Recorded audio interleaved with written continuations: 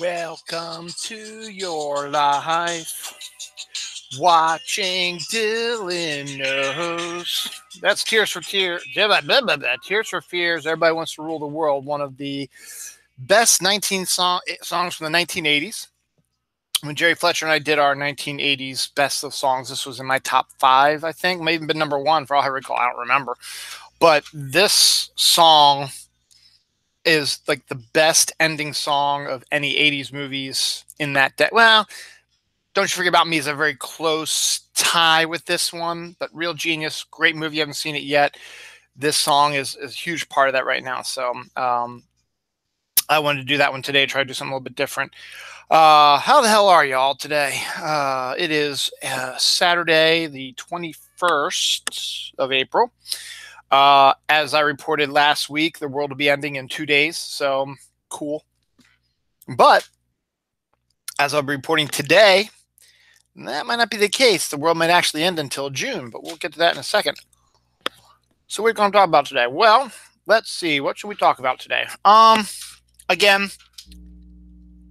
just the usual weekly stuff going down. Got back early from an Oriole game today. Orioles are my team since I'm from Baltimore. The Boy Scouts of America have a game they go to every year, and my son's a Boy Scout. My wife is the Boy Scout leader, troop leader. So we got tickets to the game and good seats, and we'll tell you all about that, how that turned out. Didn't turn out very well for the Orioles, though. But there's some other cool stuff happened, though. We'll be talking about everything that I always talk about. My holidays, Check I Day. Today is actually a Husband Appreciation Day, so it's a good day today. Of course, I said that to my wife, Dawn, and she turned to me and goes, I appreciate you every day. And it's like, yeah, no, you don't. No, I know she does. A lot of death. We got the three, we got the big three, everything comes in threes. We got 3 deaths we're going to talk about today.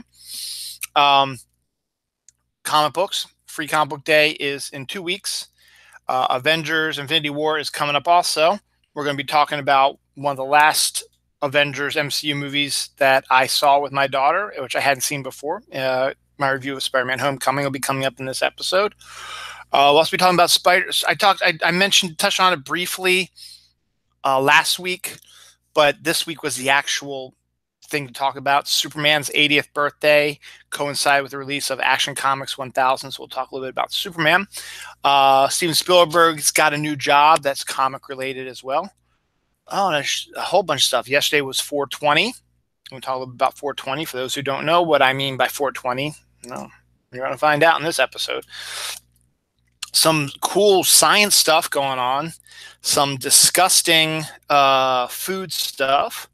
Some interesting things I found on Facebook, including a interesting NFL realignment conference, which was interesting considering it's not going to happen, but it's a neat idea.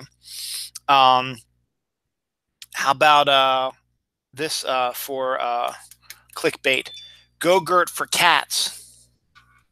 That's right, Go-Gurt for cats.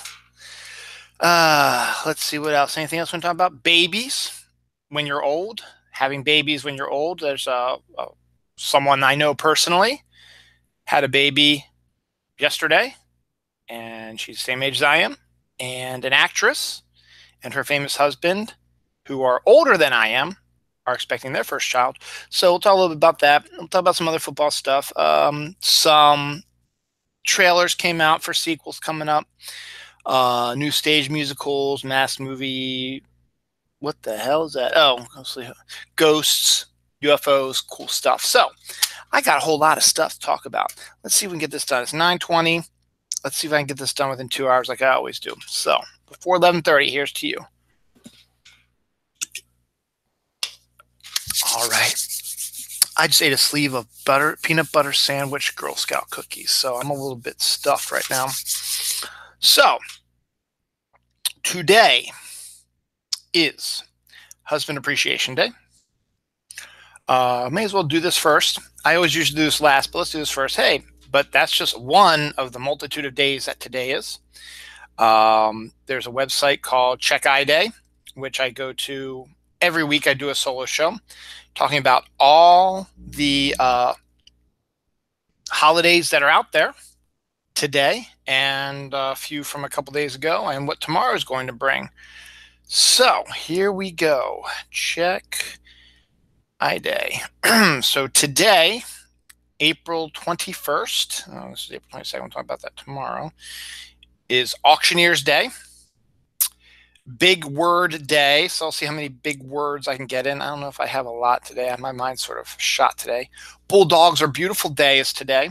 Husband Appreciation Day, baby. Yeah. Keep Off the Grass Day. Kindergarten Day. National Chocolate Covered Cashews Day. National Tea Day. So for you tea drinkers out there, hey, have some tea. It's the day's the day. San Jacinto Day. Thank You for Libraries Day. Tuna Rights Day. Tuna's got rights too, you know. World Circus Day. World Creativity Innovation Day. That was today, April 21st, excuse me. That is today because I'm doing it live right now. So when you watch this on replay, it might already have passed. But at this second, this minute, this instant that I'm filming this right now, those are what the holidays are. Yesterday, besides being 420, which we'll talk about a little later, was Chinese Language Day, Lima Bean Respect Day. Respect the lima bean. National Cheddar Fries Day, National Look-alike Day, National Pineapple Upside Down Cake Day, Volunteer Recognition Day.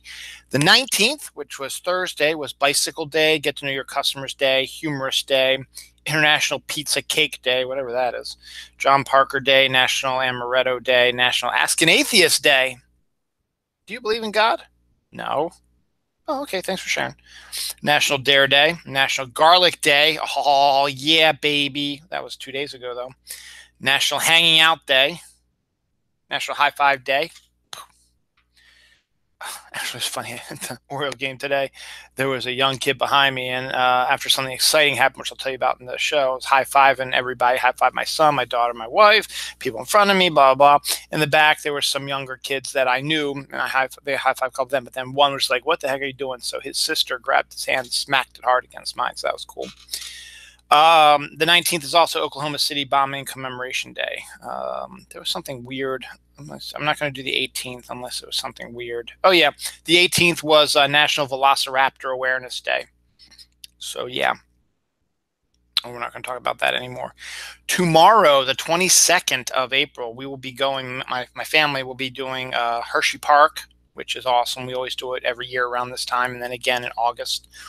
I'll talk about that in a second. It's National Jelly Bean Day. My wife will love that. So that's tomorrow, April 22nd. My wife loves her jelly beans. International Mother Earth Day. So I guess you could call it regular Earth Day tomorrow, I suppose. Girl Scout Leader Day is April 22nd. That's cool. My daughter's a Girl Scout. Yeah, technically, yeah, they're saying April 22nd is Earth Day. So, and I didn't write it down here, but Pokemon Go is doing an Earth Day event. So that's pretty cool. Chemists celebrate Earth Day. Tomorrow. April Showers Day. It's going to be a nice day though tomorrow. No April showers in the forecast. And In God We Trust Day. So that's everything that's going on tomorrow and so forth. So it's Check iDay. They have a website. They also have a Twitter account, which will give you a list of everything that every holiday is. So that is pretty whacked. So that's that. Pretty cool about that. So Husband Appreciation Day. So ladies, appreciate your husband because I'm sure there will be a Wife Appreciation Day coming up very shortly. I'm just going to jump all over the place again. I love Chelsea Clinton. And for those who know me and have watched the show before, you know I'm Democratic. You could say I also maybe slightly skew liberal a little bit. But, yeah, that's besides the point. Not important. But why I love Chelsea Clinton is because, she's on Twitter and people are always coming at her from the right, stuff like that, always coming at her, saying stuff that's not quite true, being mean to her, whatever. And she takes the high ground. It is the greatest thing. If you've never seen her Twitter account, you should see how she handles her trolls. It is absolutely diplomatic, fantastic. And she does it. I literally can see her smiling when she's typing this in. She's very respectful of people's opinions. But if they're wrong, she'll call you out and say, like the one I read today was a woman was making a comment about how, I think it was an article about Hillary wanting to win the election or whatever, and they were talking about Hillary was saying something, and Chelsea was in the corner popping champagne because they were going to win or something like that, and Chelsea was in the corner popping champagne and celebrating that way, and Chelsea goes, yeah, that's not exactly true. When we talked about this, when you did this interview, if you recall, or you might not recall, because I don't think you even asked me, I was actually pumping breast milk for my newborn son on that day when you were interviewing my mom or writing this article or whatever. So yeah, I wouldn't be drinking any champagne because, that still gets into the milk and gets transferred to the baby, and Chelsea's not going to do that to her kid. So I just found it really interesting. But whenever someone rags on her, says something about her, mean or whatever, she's very respectful and very kind, and I'm sure she might have lost it a few times, but I've never seen her lose it on somebody, particularly if they deserve it. She doesn't. She is very, as I said, very diplomatic, very polite. So if you haven't checked it out, even if you're not a big fan of Chelsea Clinton, she's not her mom. If you don't like her mom, that's fine, but she's not her mom. And it's just great to see someone with respect for everybody and doing stuff in a friendly manner. So hooray for you, Chelsea. It's great. A little football here. I just found this out. The Jacksonville Jaguars. It's obviously Jacksonville's Florida team.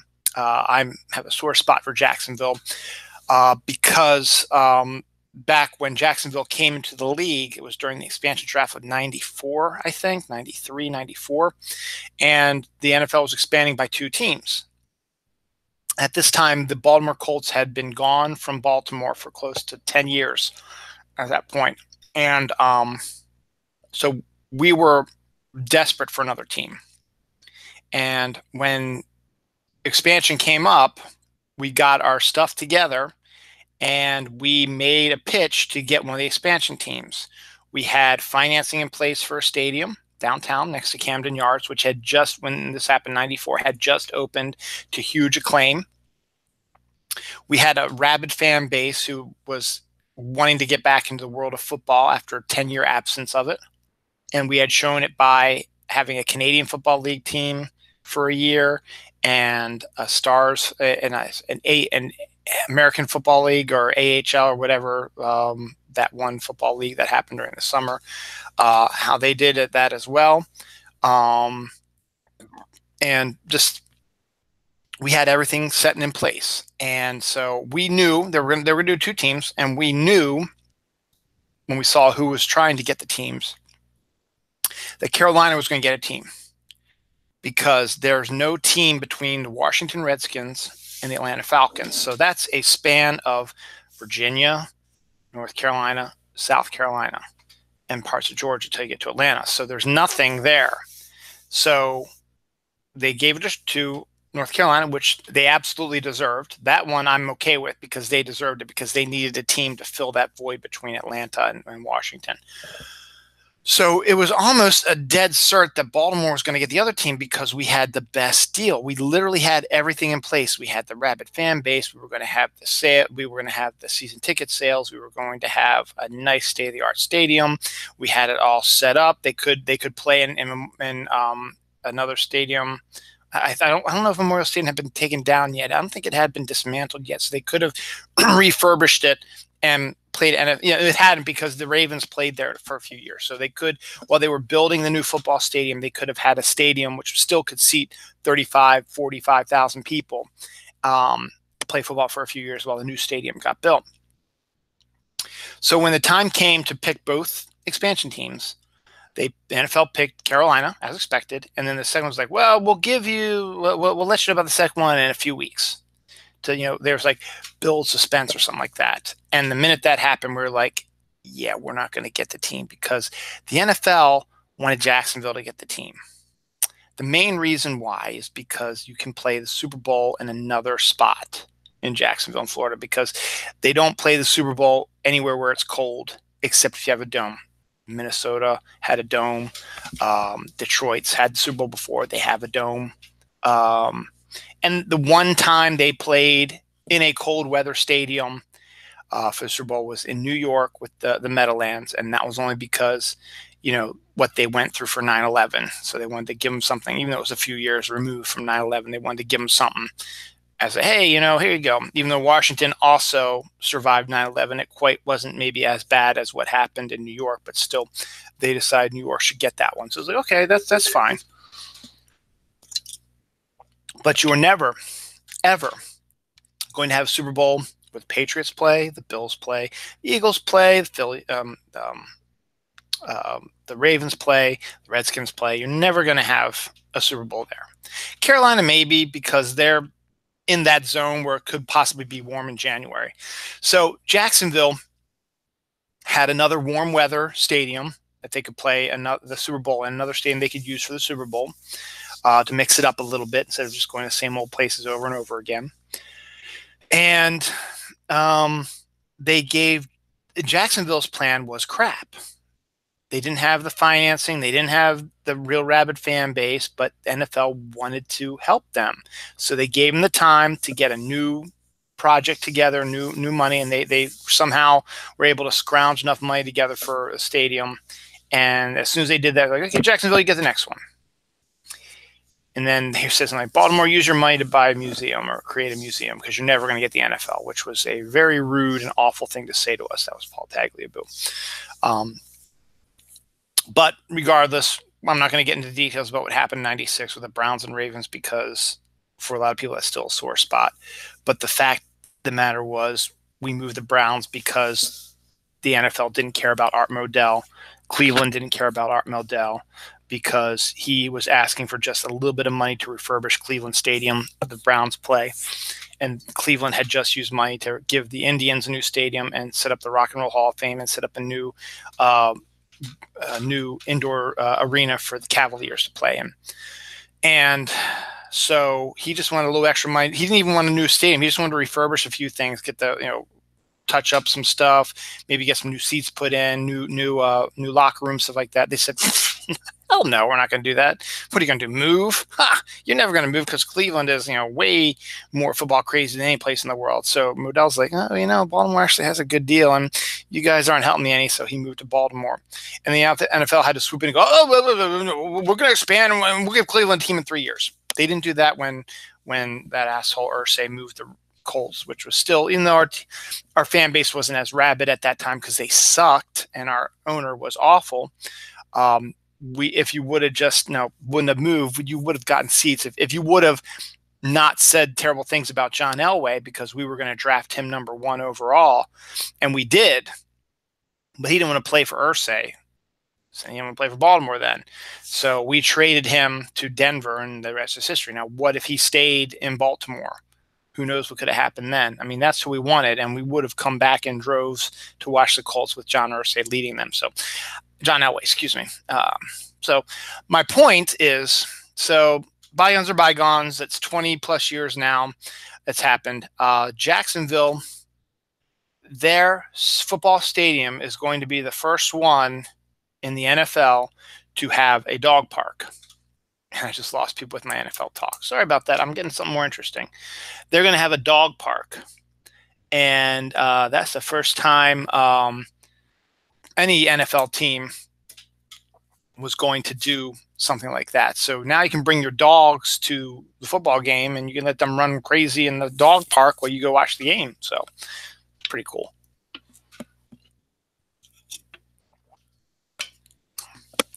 Maybe I shouldn't have started with the football talk because I lost my one viewer. Oh, well. Speaking of dogs, a little dog ruined every shot of Google Street View because, they refurbish the shots every once in a while. Drones or something like that take the pictures of the Street View, and then it gets transported to Google and they create stuff like that. A little dog was chasing the drone that was taking pictures of the Street View. So every shot they took was this dog going, running after it. Hilarious. So they had to reshoot a bunch of it because you don't want, if you've ever gone to Google Street View, you really don't want to have a view of a dog chasing you. You want to just have the view of the road so you know what it looks like in the area. That's all. So that's why they try to do it when nobody's around. Speaking of dogs, a little dog ruined every shot of Google Street View because, they refurbish the shots every once in a while. Drones or something like that take the pictures of the Street View. So every shot they took was this dog going, running after it. Hilarious. So they had to reshoot a bunch of it because you don't want, if you've ever gone to Google Street View, you really don't want to have a view of a dog chasing you. You want to just have the view of the road so you know what it looks like in the area. That's all. So that's why they try to do it when nobody's around.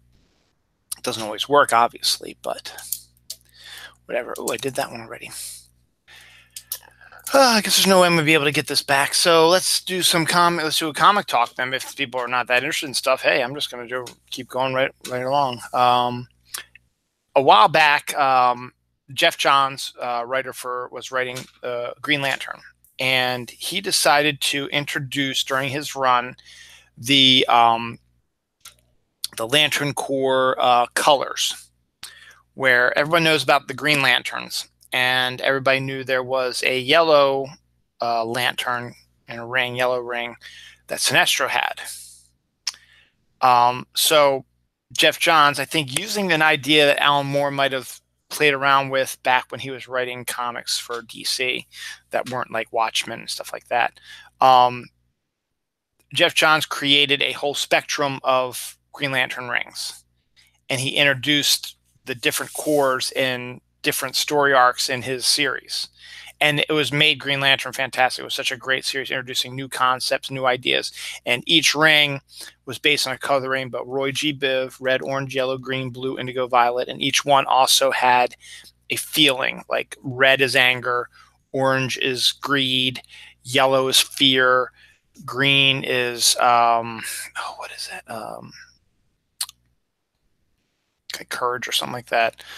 Blue is like feel good, all is well type of thing. Indigo is more of a mysterious color, and violet was love. And they created new designs for the rings and the costumes. The Green Lanterns have the insignia on there. Each one had their own insignia, and they all had new characters and introduced new powers, and they all did cool things. And it was really cool to see all these different characters and these different rings. So it was a really cool idea, and it was a big deal also because they released T-shirts, and I have every single one of them except for Violet. I have them all with each logo different. And they introduced a black ring later on and a white ring as well later on. So after that, Jeff Johns left, and they've sort of come back to the different colored rings during their run. Other writers during their run, stuff like that. Scott Snyder is going to be taking over the writing of Justice League this summer. And one of the characters is going to be John Stewart, who was a Green Lantern. Apparently, Scott Snyder decided he wanted to create a new lantern color also that wasn't done yet, and it's ultraviolet, which is odd because it's not really a color, but he wanted to do a new type of ring, which is connected to his metal storyline that he's doing. So we might be going through this craziness again with ultraviolet T-shirts and rings and stuff. So we'll see what happens. It's a neat idea, and I've always liked the idea of the different colored rings as well. And I'm not exactly sure ultraviolet what sort of feeling it's going to have, so we'll find out. Let's see. Let's just stick with comics real quick because a big comic event is coming up in 2 weeks on May 6th, I believe. So I think May 5th is on a Friday. 27th is next Friday, 28th, 29th, 30th. 1st, 2nd, 3rd, 4th. No, I guess it's the 5th is New Comic Book Day. 4th is that Friday. But New Comic Book Day is either May 5th or May 6th, which is that first Saturday in May. I think it's May 5th. And I'm pretty sure it's May 5th. And Free Comic Book Day, for those who don't know, is when your local comic book store will be offering free comic books for you to come in, just so you can come in and see their shop and get you to check out what's going on in comic shops. Now, usually because the movie industry starts their summer movies in early May, they always connected that. They always picked that first Saturday in May because Marvel was always releasing a new movie on that weekend, or DC might have done it once or twice. I'm not exactly sure. But it was a good way to segue into Free Comic Book Day. So let's just say the Avengers, when the Avengers came out in 2012, came out that first Friday in May, and it was a huge opening. And so the next day, Saturday, people were still going to see the movie. So if you saw the movie on Friday, or saw the movie on Saturday or going to go see the movie on Sunday, but you're like, you know what? Actually, probably better for those who've seen it already. Like, you know what? I kind of like the Avengers stuff. I want to kind of know what's going on. And, you discover ads for free comic book days. Like, oh, let me go on there and maybe get some free comics that are Avengers related or whatever. So you go to your local comic book store and you get free comics. And then you walk around, you notice there's some action figures or comics of Avengers or Iron Man or whatever, and you pick them up, start looking at them, and you like the artwork, or you go to the trades and see some old school stories that you like, or posters, t-shirts, whatever. And then you notice that there are also maybe some people who appear to be writers and artists on comic books signing their books. You're like, oh, okay, that might be kind of cool. So you wait in line and maybe get a book for them to sign, one of their books that they wrote or drew to sign, or you ask them for, hey, I'd like you to draw a picture of Iron Man for me or whatever, and they draw something for you. So Free Comic Book Day is like that. It's a way to get people into the comic book stores and experience the comic world. If you've never been in a comic book store, but you like the Marvel Cinematic Universe, even the DC Universe for that matter, it doesn't matter. If you like comic book movies in general, you might want to go check this out. Because you get free comics. Literally, there's a ton of free comics. You walk in, you walk out with free comics. Now, you don't have to. It's against the rules to say you get a free comic with a purchase. That is against the rules of Free Comic Book Day. The people created, who are the comic book store owners, were the ones who created it. They said the only rule we have is they're free, no strings attached. Now, some stores sort of clamp down on that. They say minimum 5 free comics. There's like 50 of them that come out. Maybe not that many, but 25 to 30 at least. And some stores say you can only get a minimum of 5, or you can only get 1 copy of each one or something like that.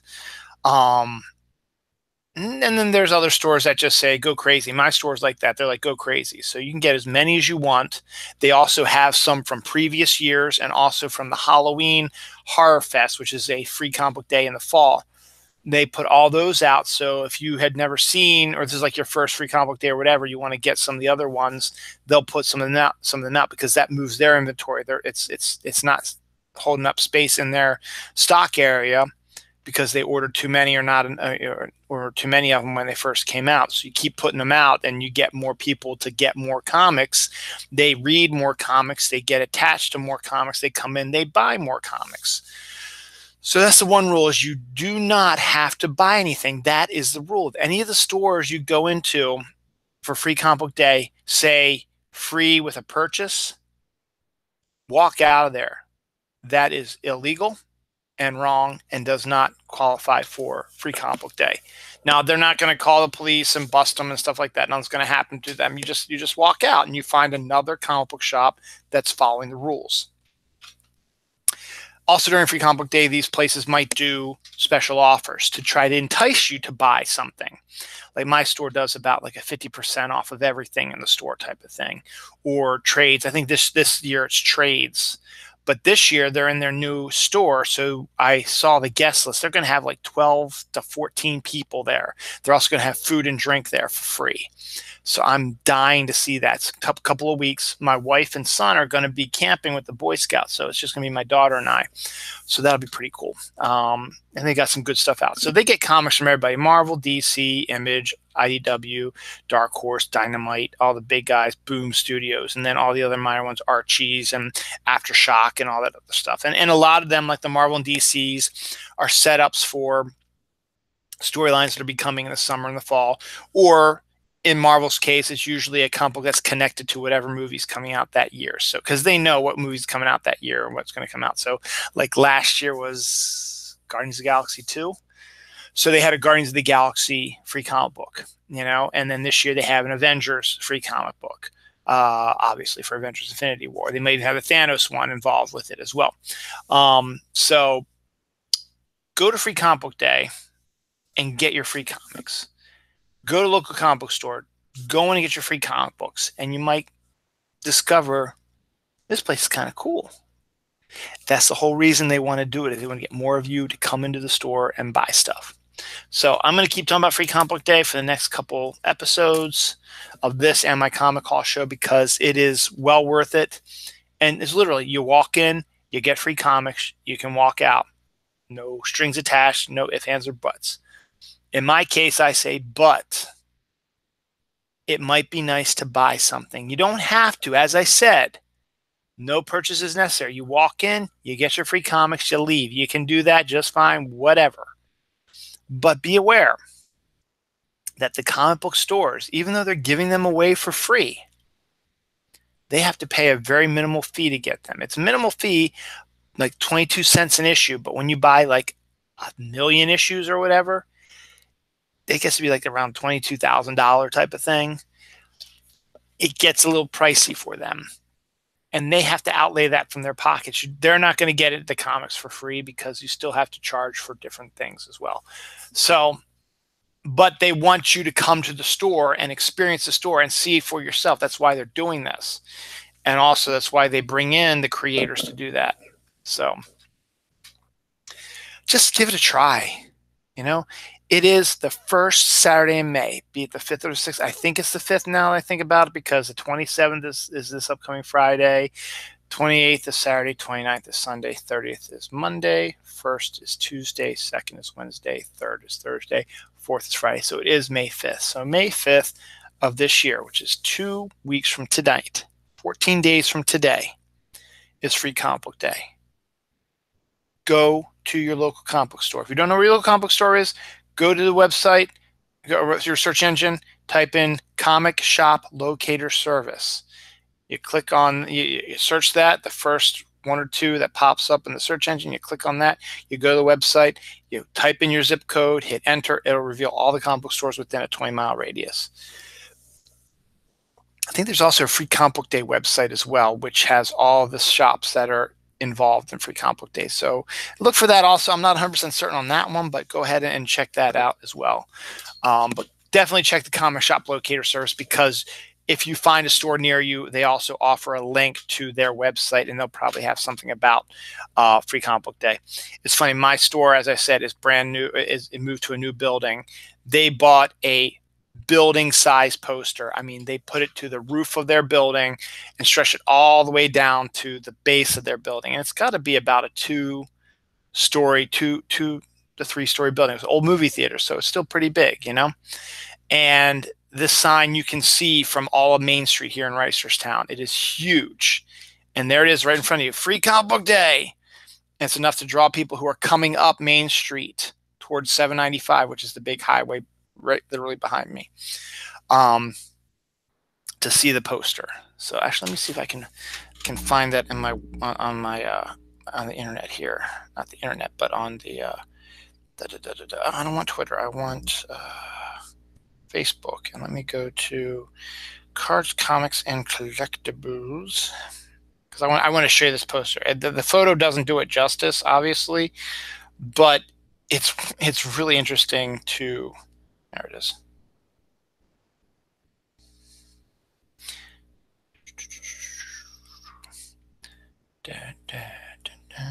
Where are you, poster?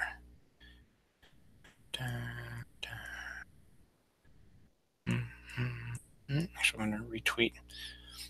All right, so they're going to have Steve Conley, John Gallagher, creators from Boom Studios, Ryan Parrott, Christine Larson, S.A. Check, James Kahoric, S.L. Gallant, Free Comics, Food and Drinks. I know it's coming up. Here we go. Here's the sign. This is literally the whole, oops, pop this off. That's the building right there. That's the roof. That's the bottom. That's the size of the sign. So I thought you should see that. It's absolutely crazy. And I think it's really cool. Of course I do, because I love my comic shop. I love my local comic book store. So huzzah on that. So Free Comic Book Day, do it. Trust me, you'll love it. You'll get your free comics. You'll read them. You'll get hooked. You want to go buy more.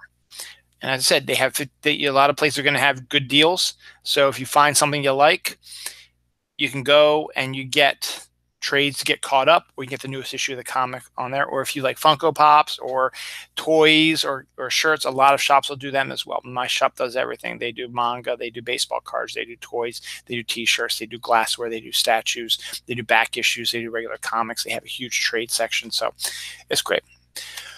Enough about that. All right. Yeah, this is kind of interesting, and then I'll get into some depressing stuff. I don't know if you've noticed, and I don't know if this is just local. I don't know if you have Arnold bread or Pepperidge Farm bread near where you are at your local grocery store, or if you even go after those types of breads, because that's the ones I do. My wife likes the Arnold flat breads, and I like the, well, my kids like the Pepperidge Farm style. There's like 6 or 7 different types of Pepperidge Farm bread. Recently, in the last week or two, when we've gone to the grocery store, when we've gotten the bread, it's in, it says a brand new recipe, a brand new style, and they have new designs on their boxes and bags, and then that's fine. That's what they want to keep things fresh, obviously. But here's the thing: they changed the recipe. In my wife's opinion, the flatbread is no longer as good as it used to be. For whatever reason, they added or subtracted something, and now she doesn't like it that much. And I haven't, as I said, my kids haven't said anything about the bread for Pepperidge Farm. I haven't eaten it, so I couldn't tell you if there's a distinct difference to it or whatever. I eat Meijer's potato bread.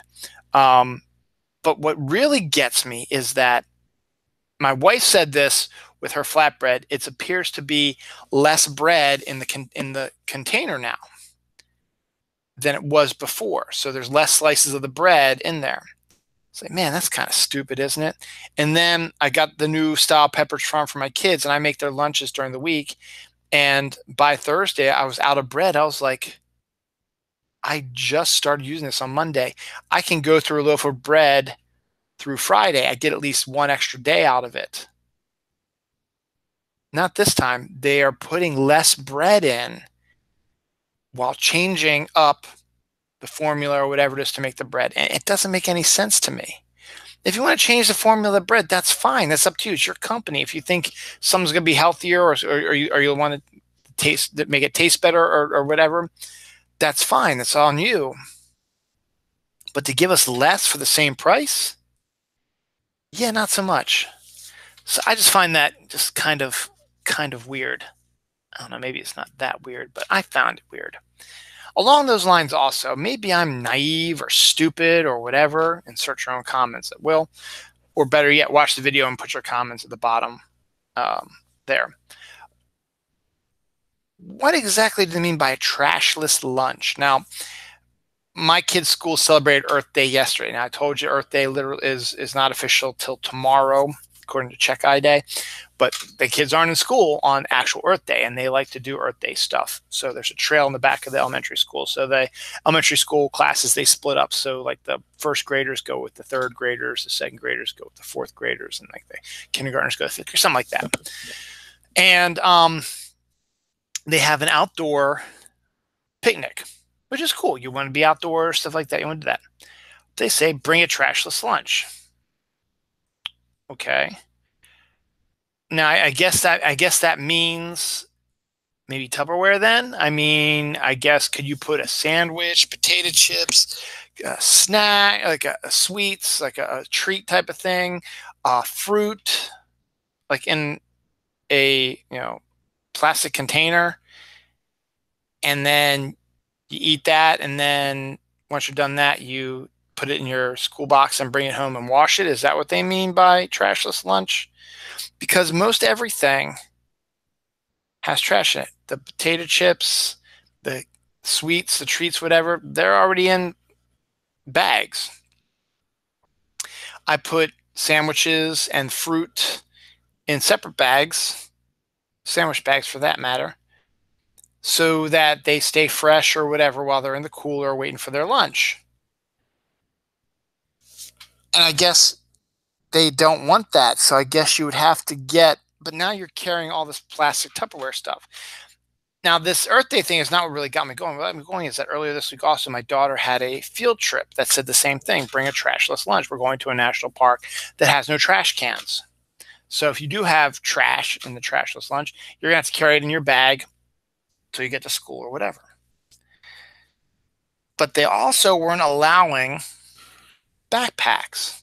So if you wanted a trashless lunch, and that's plastic containers, you're going to have to carry these plastic containers around while you're doing this tour of the trails at the state park, and that doesn't make any sense to me either. So what I end up doing is I just made the usual lunches I always make the kids with the trash and everything involved with it. I don't know if my wife threw it into a brown paper bag or whatever for, I don't know, but it just was rather, really? No. I don't know if I really want to talk about this.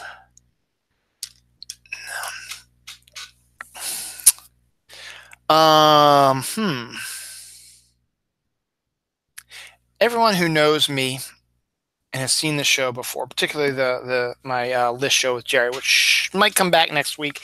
It all depends. I'll have to talk to Jerry, see what's up with that.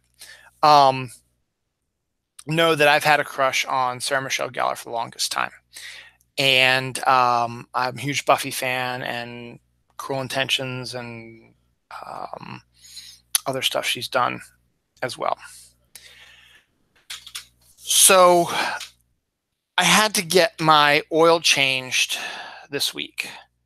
So I was in Jiffy Lube, get my oil changed. I also had to get new brakes put on because apparently my brakes were wearing down, and Jiffy Lube does that now. So I said, yeah, go ahead. I got the money I need. Now I don't want to, my car's been making some weird noises. So I don't want, if that's what it is, I don't want, I may as well get it fixed. Plus, the brakes were going anyway, and I was eventually going to maybe possibly cause an accident or whatever. So I'm sitting in the waiting room, and they have magazines like most places have. And one of the ones they always have is they have Entrepreneur Magazine. Now, me trying to be a coffee shop owner, as I said, I've been having issues with that, and people's lack of, hey, you should really do this. We can help you out any way we can. They're all like, yeah, you're probably not going to get done because this costs too much money. They're not really helping anyway, but regardless, that's besides the point, but I digress. So usually when I'm in there, I read the Entrepreneur Magazine just to see, what it's all about, and see if there's any info in there about entrepreneurs or people who own their own business or whatever. So I go into the waiting room, and I sit in a chair, and right there next to me on the table is the newest issue of Entrepreneur with Sarah Michelle Gellar on the cover. It's like, I got to read this then. Now, I knew she was doing something different. She was doing something called Food Stirs, which is I think it's one of those online ordering food kit things where they give you all the ingredients and they give you a recipe and you make the stuff like that. But they've also been making mixes and stuff like that for like muffins and stuff like that you can get at various locations as well. So this was just talking about her becoming a part of this group with two other people, and how it's turned into kind of success, because it's been kind of successful for her, and you got to applaud her for that, no matter how you feel about her or whatever. But that's pretty cool about that. This week was also her birthday. Actually, I think it was last Friday, to be honest, but or last Saturday, the 14th. But still, happy birthday to her as well. So it was a really interesting story about, despite the fact that she was still fairly popular as Buffy, but she really hasn't done much since then. When she was trying to get this off the ground, get some people to pay money for it, there was lots of no's, but they're like, hey, take a picture with me and have a selfie. And I can say, hey, look who I had a selfie with. And so she was afraid that her celebrity was causing them not to get this stuff. But her partners were like, no, you're a major part of this, and you're interested as well. Eventually they got the stuff, not because she was a star, because to be honest, despite how much I like her, she's not a star now anymore. Her star had passed. She's a star from the 90s. So even though everybody had fond memories of Buffy, her star is not on par with other big stars. So the fact that she's a celebrity trying to do this probably didn't entice a lot of people to say, you know what, if we do this, we'll be in bed with a star. Yeah, they'll be like, yeah, she used to be a star, but I still like her, and I just wanted to bring that up because I try to fit that into everything. I got little bits and pieces around here, and then I got a whole load of news over here, which I'm just going to blow right through. So I'll just hit some of these other stuff as well. Getting back to kind of comics a little bit, Steven Spielberg is finally dipping his toe into the world of comic book movies, but it's in a different style. Another reason why I do my comic haul show, and I'm convinced people to go to comic book stores, is because comic books are for everyone. They're not all about superheroes and stuff like that. There are all genres now, and all age and all sexes and stuff like that of stuff for interest to get in. Comics that are geared towards women, comics geared towards men, obviously, comics geared towards the LGBT group, stuff like that, LGBTQ group. So comics are for everyone, and not everything, as I said, is about superheroes. Case in point, no matter how cool it would be to see like a Steven Spielberg Superman movie or Spider-Man movie or Batman movie, he would never do that. He wouldn't. He really wouldn't. However, this comic book property, excuse me, that he is going to be working on is totally in his wheelhouse. We all know Steven Spielberg's obsession with World War II. Like half his movies are about World War II in some form or another, and that's pretty cool. He gets all aspects of World War II into this stuff. He also did the Band of Brothers show, which is also about World War II. So he's got this World War II Jones thing going on. Well, there is a superhero, no, not superhero, there is a comic book that came out in the old days, comic book team that was based during World War II. Now, if you don't know what the story is, you're like, ooh, All-Star Squadron, or is it going to be Sergeant Rock? No, it's the Black Hawks. The Black Hawks are a group of pilots who was a group that made up of different people who flew airplanes during World War II, and the Black Hawks became popular again when Action Comics went weekly, around issue 601. It went weekly for about 2 years or whatever, which is how they got to 1,000 so quickly. Now I think about it. Anyway, so excuse me. Action Comics Weekly consisted of 4 or 6 stories. I think it was 4 different stories. It was a weekly comic book that had the same 4 or 5 different stories arcs, like 6 issues. All these superheroes, Dead Man, or Batman, or Superman, or whatever, would do a arc in issue 601 to 607 of Action Comics, and then once their arc was done, a new group of heroes would come in and do an arc, and then after that a new group would come in, and then sometimes you'd come back and do a second story arc with the same creative team that did the original one. Now that's my first exposure to the Black Hawks, was during Action Comics Weekly, because it had a really good artist, and Rick something, I can't think of his name right now, and it'll come to me eventually. Rick Burchett, that's what it was. It was Rick Burchett. And I loved his artwork, and I loved the story. So what they ended up doing is, because Action Comics Black Hawk stories were popular, they decided to spin it off into its own series.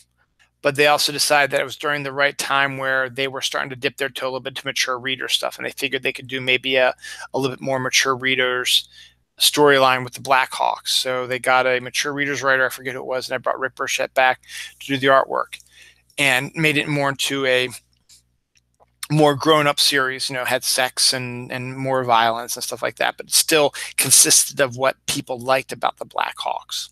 So now Spielberg has decided that he is going to make a movie based on the Black Hawks. And I think that's a great idea. I can't wait to see how Spielberg brings it to life. Should be interesting. Last week on the show, I was talking about a report that came out last week about when you use those air blowers in public bathrooms, like at malls or stadiums or restaurants or whatever, that while after you've washed your hands and you're drying them off underneath this thing, it sucks fecal particles or whatever up into the thing, and then it shoots it back out onto you. So these things are shooting fecal matter particles onto your body, microscopic ones, but you're still getting that stuff like that. And people were freaking out because whenever they were drying their hands under this thing, they were getting shit on, literally. And I said it's not that bad because A, you really can't smell it. B, you really can't taste it. But they were just trying to get your attention by saying, yeah, shit comes out of those blowers when you wipe your hands under it. Well, we got another fecal matter story this week. This one is about a certain makeup, they didn't say, was tested and discovered it contained fecal matter particles as well. So you were putting shit on your face with the makeup. Again, I really don't see the big deal because it's not like you're taking shit and rubbing it all over your face. It's microscopic particles that you can't even smell or taste or know are even there. If you wouldn't even know they were there if this wasn't brought up. Now, is that dangerous? I mean, I suppose it could be dangerous. Some fecal matter can carry diseases and viruses like that, and that's what's scaring people the most. But also, it's scaring people that they're getting shit on, and they're putting shit on their faces and stuff like that. I don't know.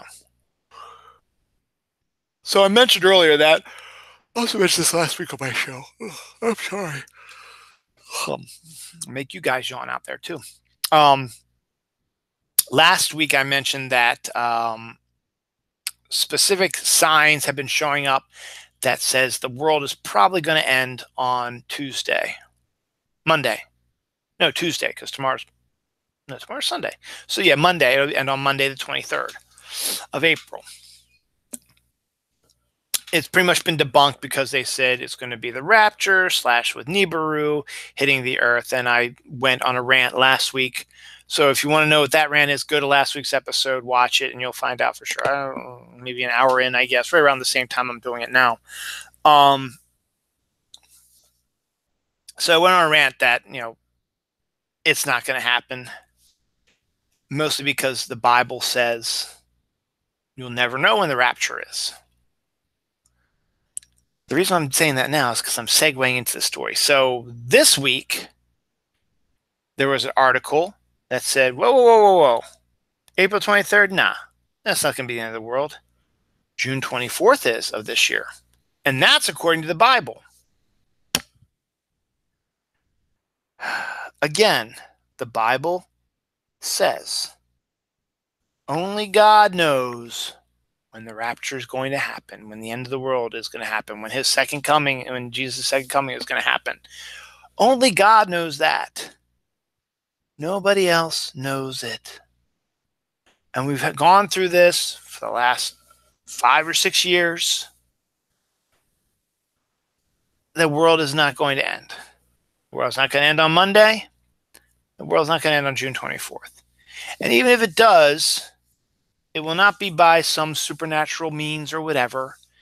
It'll be because some lunatic decides they're going to drop a nuclear bomb to make a point on us.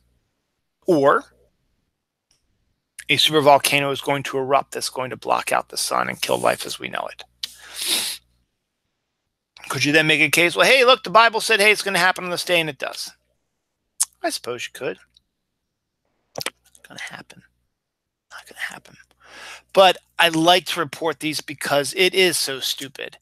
And again, nobody knows when the end of the world is going to happen. It just will happen. There's got to be a lot to go on that will actually literally end our world or kill everybody on it. And in a lot of cases, you don't know when that's going to be. So be good, for goodness sakes. Whoa, somebody's coming. Somebody's coming. That's from Ghostbusters. I just talked about some comic stuff, so let's talk about a few other little things real quick. Let's talk some supernatural stuff. Yeah, boy. I've talked about this. I used to have a supernatural show with my friend Larissa, but after a year or so, we realized that we've already discussed everything we're going to discuss. And Larissa also had a lot of stuff going on in her life that she couldn't always do the show when we were supposed to. So I ended up doing a solo show, and that's how I got this started. But if you go to YouTube, there's a whole bunch of channels that focus on supernatural activity or alien activity.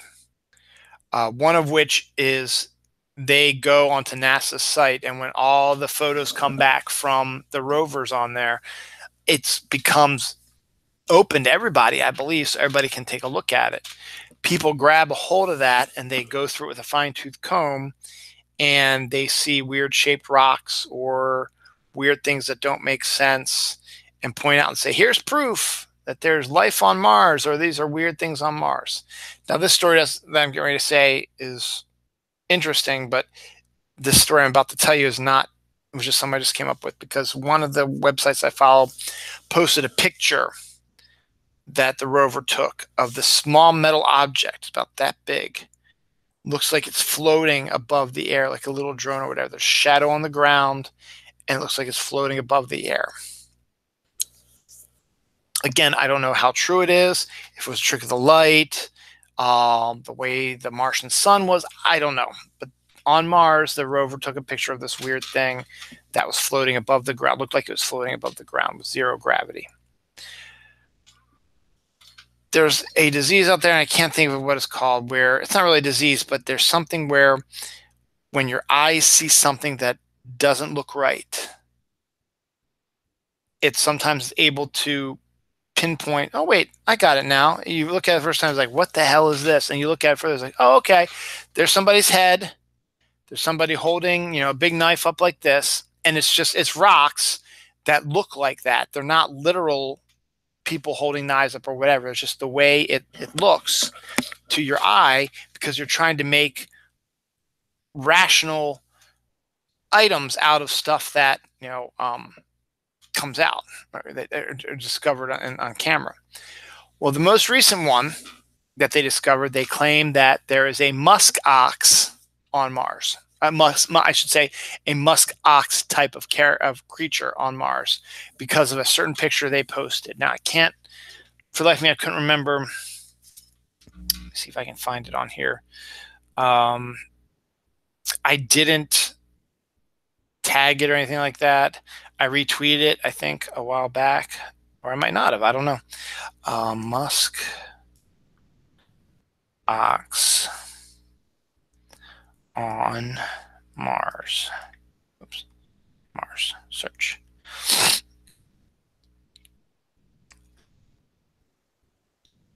Yeah, this is from Paranormal something or other. Let's see if I can get a good picture of it. Paranormal Crucible, which is one of the channels that I watch, and they say a possible musk ox. I don't know if you can really see it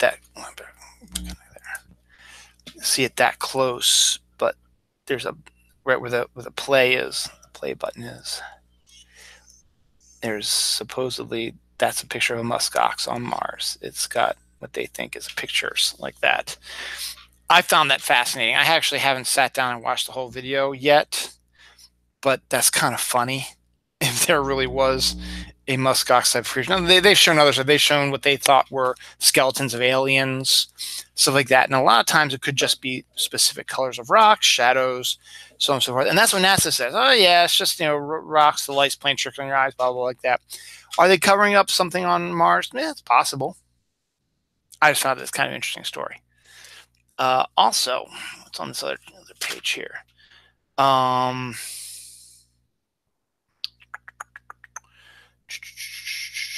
know there's another crazy.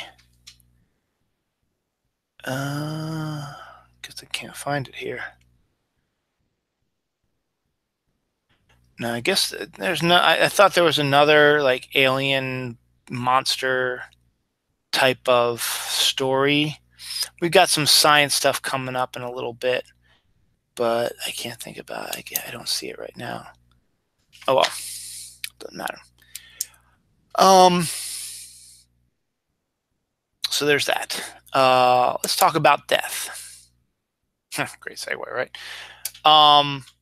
This week, you've heard the old adage, people die in threes. That goes for celebrities, I guess, mostly celebrities, I suppose. This week we had our trio. Started with R. Lee Ermey dying. He's the guy from Full Metal Jacket, and also was the voice of one of the plastic army men in the Toy Story movies. It's like, move, move, move! Come on, dog! He's like, he was an actual real boot camp, I think, instructor, and then became an actor. And it was basically, that's every role he played was, come on, sucker! Blah, blah, blah, blah. And I think he did a documentary show and stuff like that. But he passed away. Full Metal Jacket, Army figure from Toy Story, yeah, stuff like that. So you'd know him if you saw him. So he passed away. Barbara Bush, former First Lady of the United States, she passed away yesterday, I think, or Thursday, one of those 2 days. She was older, and the wife of George H.W. Bush and the mother of W. And she wasn't bad First Lady, if I recall. George H.W. Bush was president only for 4 years when Bill Clinton beat him in the election in 92. But Barbara always still remained in the spotlight, was still classy, showed respect for all the other presidents that came. Obviously, she showed respect for her son, who was president, but she showed respect for the Clintons, the Obamas. And then she totally said, I don't understand why people would vote for this clown who's president now. So she did not like the clown who's president now, who I will not mention his name because I don't want to. My show, I can do what I want. So she didn't like him very much, which in and of itself is brilliant. And in fact, he's sticking it to her by not going to her funeral. But you know what? She wouldn't want him there anyway, so it doesn't matter. He's off playing golf like he always does. We're not going to get into those politics now. But the one that got me this week was Harry Anderson. Harry Anderson, best known as Judge Harry. I forget what his last name was in the show, but he was High School Court Justice Judge Harry something or other. I forget what his character's name was, but he was on the TV show Night Court, which was one of my favorite shows back in the 80s and early 90s, I guess. And Night Court was part of the monster NBC spotlight. When you had, it was like Cosby Show, Family Ties, Cheers, and Night Court. It was like those were the for on Thursdays from 8 to 10. That was your lineup, and I think it was like L.A. Law or something like that, which was another huge hit. So it became a huge hit also because you're with all these other powerhouse shows. And also you paired it with Cheers, which is funny because Harry Anderson first appeared and got, I guess, the attention to be cast in Night Court from his roles recurring roles in Cheers. Now, it wasn't like he was in like every episode, every season, or a bunch of episodes every season. Now, he did appearances every once in a while playing Harry the Hat, who was a magician who always used his powers to screw with Sam Malone and the Cheers group. And he was, a recurring character early on in the season, did probably 5 or 6 episodes. And then he got the job on Night Court, and he did that for a bunch of seasons. And then what was really cool is when Cheers was going to call it a career, call their season, that they were going to finally shut down production on it. They had done it. They said, this is the last season of Cheers. So they had a whole story arc planned from beginning to end, and they were going to bring in as many characters that they'd had from the past in to say kind of like a goodbye to Cheers like that. So even after, Night Court, Harry Anderson was still famous for, he was also on Days World, which is another show he did almost after Night Court. But he still came on and recurred his role of Harry the Hat in an episode of Night Court of Cheers, which was fantastic because it connected Harry with the bar that Cheers always had a prank competition with, and used Harry to prank the opposing bar, and they finally won the prank war. So thanks to Harry's character. So Judge Harry's character was, God, I swear, it's killing me that I can't remember what his name is. I'm going to look it up while I'm talking about this. He was a unique judge, and Night Court's one of those weird court things that happens. It's an overnight shift where you get like the prostitutes and the weirdos who think they're werewolves and stuff like that.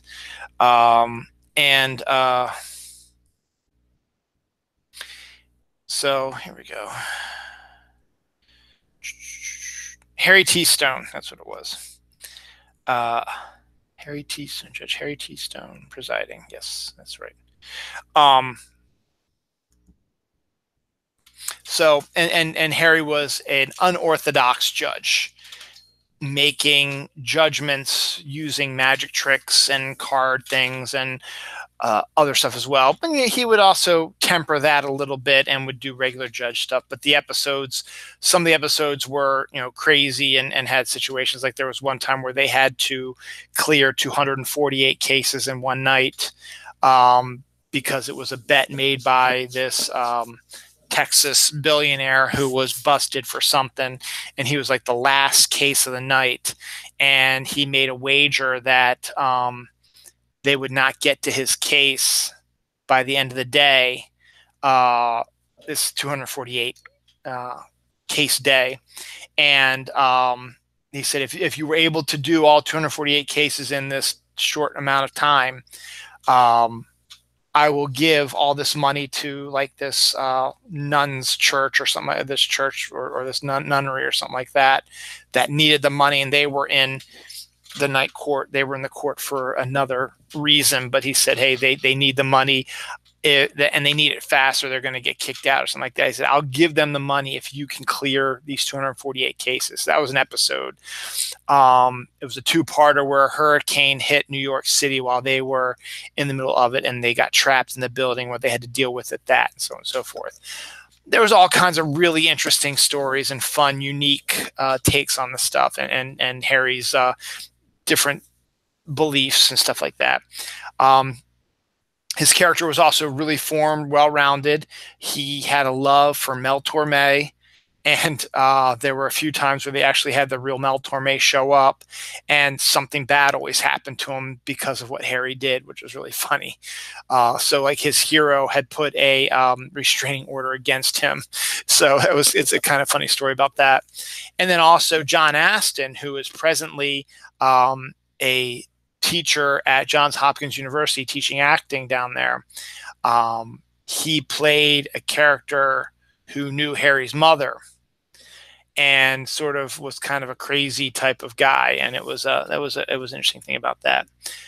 So he also, after Night Court and after Cheers, he still had success in a CBS sitcom called Days World, based on the life of David Barry, who's a columnist down there in Florida. And so he had a pretty good run on that as well. It was kind of a generic sitcom, but it wasn't quite as unique as Night Court was, but it still gave him the opportunity to do his comedic timing and stuff like that. And Dave Barry was, an important part of that as well. But another thing that I remember him most from is he didn't do a lot of movies. He did some stand-up. He did magic tricks on like the late night shows and stuff like that. And then, of course, he did, as I said, Cheers, Night Court, and Dave's World. He was also cast in the television miniseries version of Stephen King's It, which had Tim Curry as Pennywise the Clown and had a cast of early 90s superstars like John Ritter, Annette O'Toole, Richard Thomas, stuff like that. And Harry Anderson had a role in it as well, playing one of the main characters as a grown-up. And so he had a big role in the TV miniseries It. Beep, beep, Richie. Beep, beep. So that's kind of interesting about that. So those are the 3 deaths. I guess the one that really got me the most was Harry Anderson's, I guess, because I knew him a little bit more than R. Lee Ermey, everyone knew who R. Lee Ermey was, but to be fair, his roles were fairly one note. You knew exactly what you were getting when you cast him. And then Barbara Bush as well. So rest in peace, you guys.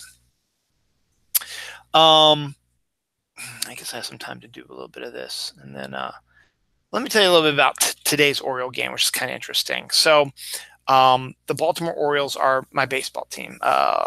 They've been part of Baltimore since 1954, so we've been around for a while. We've won multiple World Series. We haven't won a World Series since 1983, though. Haven't been in a World Series since 1983, so we've had a kind of a dry spell. But the Boy Scouts always go. They always have a scout game, and I didn't go the first year that my son was eligible.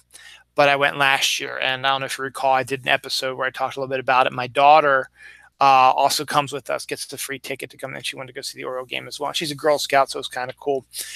She got onto the Jumbotron, which was the big TV they have at the stadiums where they do like the kiss cam and the dance cam and do, pictures of trying to get people hold up signs and dancing and doing goofy stuff in between innings to get, the crowd enthusiastic and riled up and being entertained while you're waiting for the pitchers to warm up and the teams to switch off the field and stuff like that.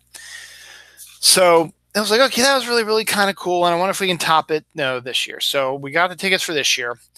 Turned out we had a nice day because it's been kind of a crappy spring. Obviously, everybody knows that by now, but it was actually kind of a nice day today. So, and it was a 4:05 game, which I wish they would do more often of.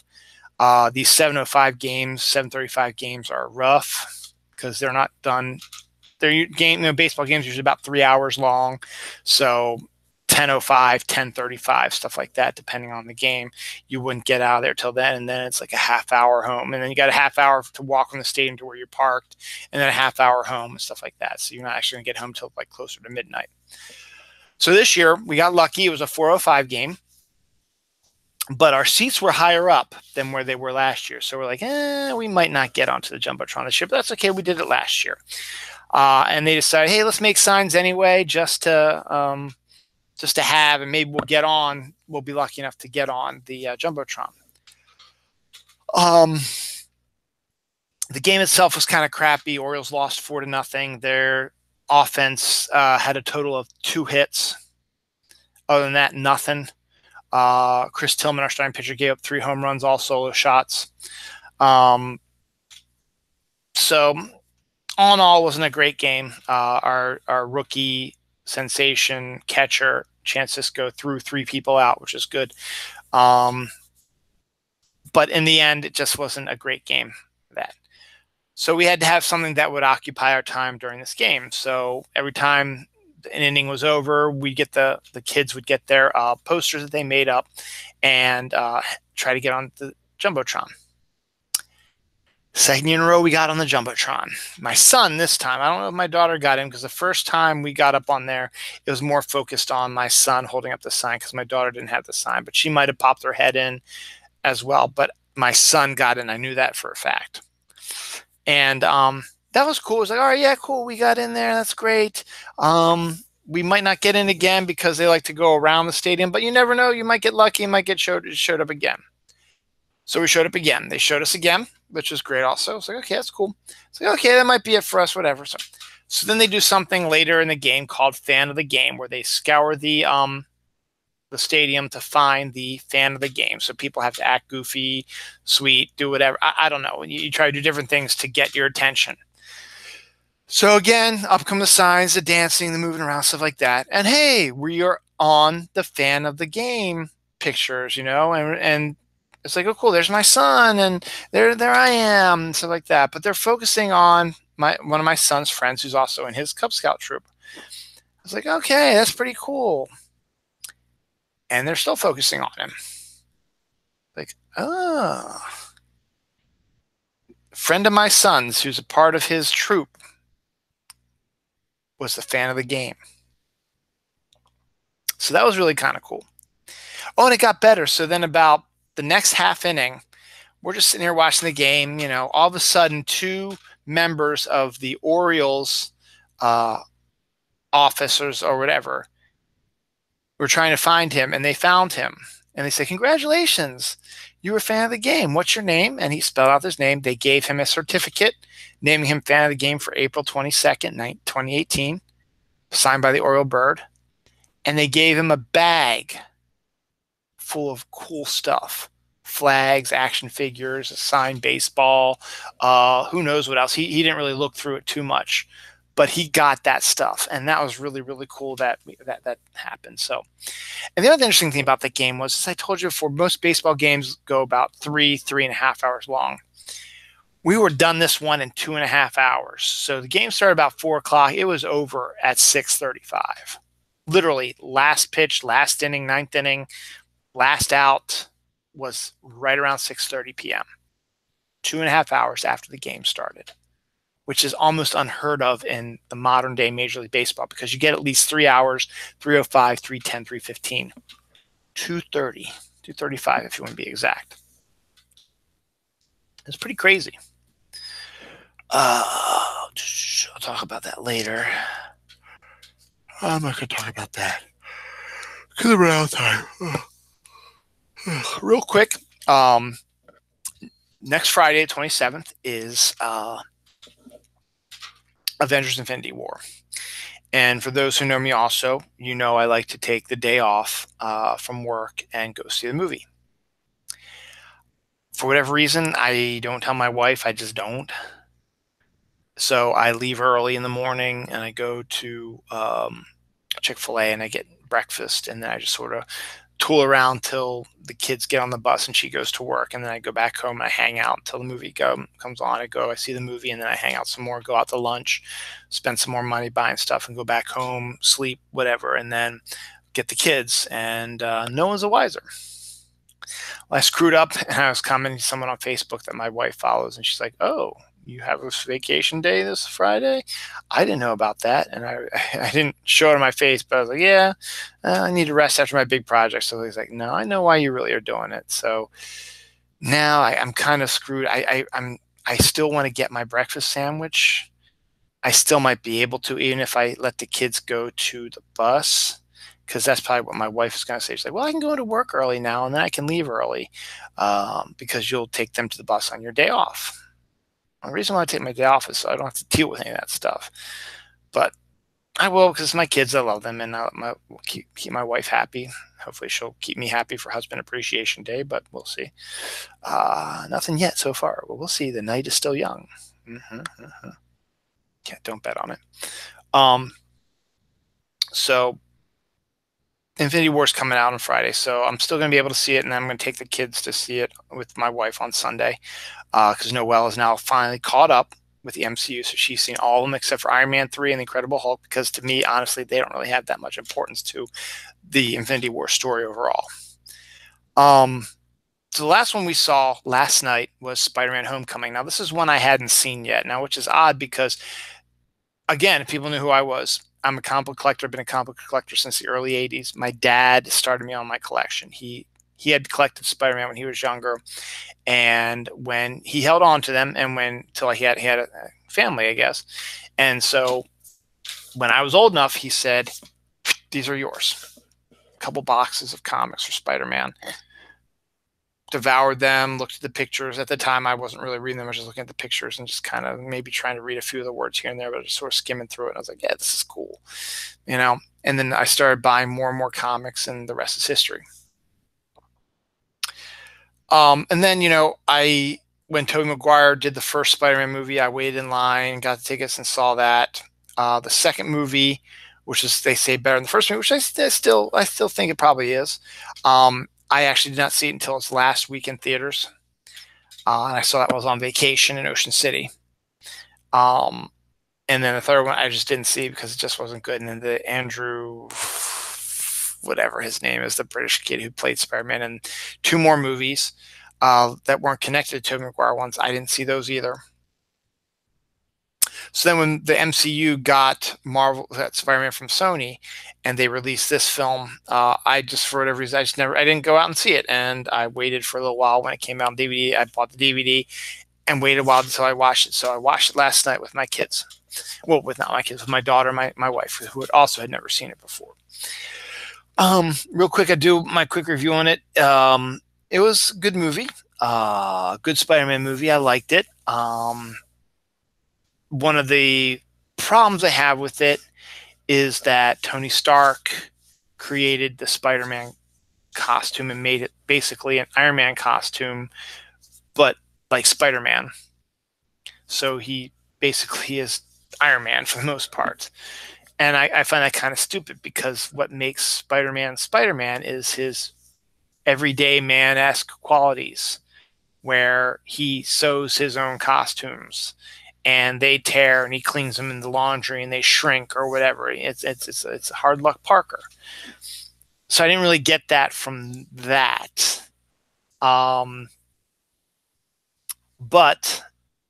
all in all, the film was entertaining. I wish Spider-Man would have had more fighting to do. He just tended to spin his webs a lot. I would like to see maybe a little bit more hand-to-hand combat, because Spider-Man is good at that also. Maybe a bit more climbing wall stuff. Yeah, he climbed the Washington Monument and a few other things as well, but didn't really get much feel for that as well.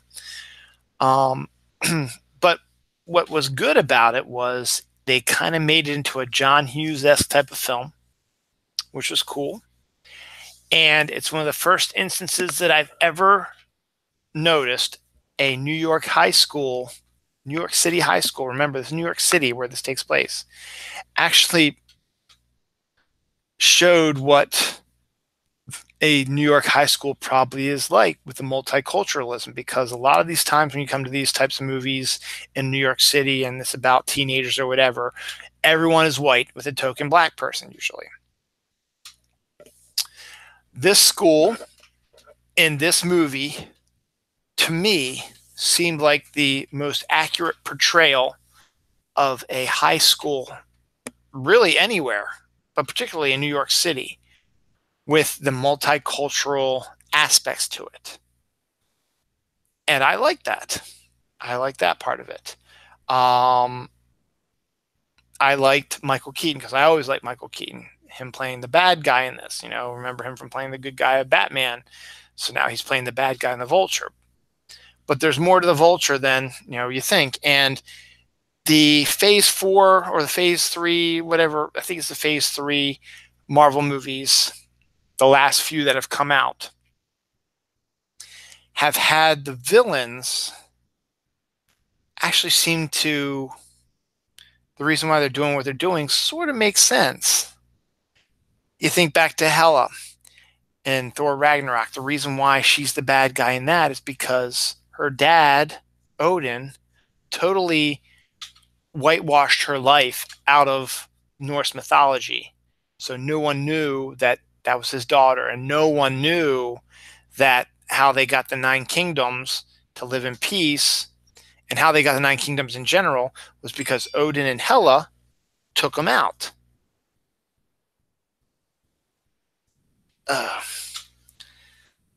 So you had that. Black Panther with Killmonger.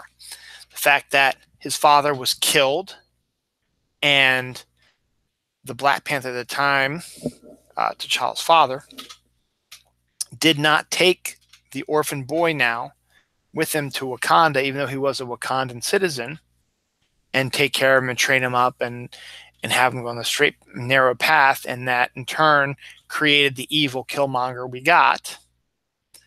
You have that. What was the other one that I was going to use, for example? Civil War. Baron Zemo wanted revenge on the Avengers because they basically killed his family because of their negligence, and he believes that they should be punished for not only the deaths of his family, but the deaths of multiple families in there. Of course, all the bad guys go about it the wrong way, and that's an issue. I'm sure I'm probably missing a few of the other stuff like that. Ego, no, was kind of straight, forward bad guy. So is Ronan. Ultron was a straightforward bad guy as well. But in this case, Michael Keaton's Vulture, we find out the reason why he's doing what he's doing is because he was a contractor hired by the city of New York to clean up after the Chitauri invasion in Avengers.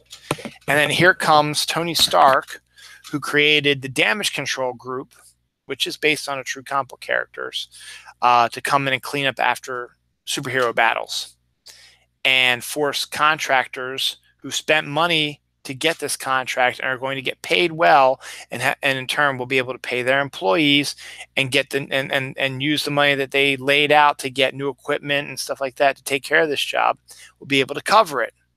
But then they come in and say, "Nope, we're in charge. You guys aren't. Get the hell out of here. You're going to be in a lot of trouble." So in the end, they had a bunch of this alien artifacts, and they were able to sell them to the highest bidders, criminals or good guys.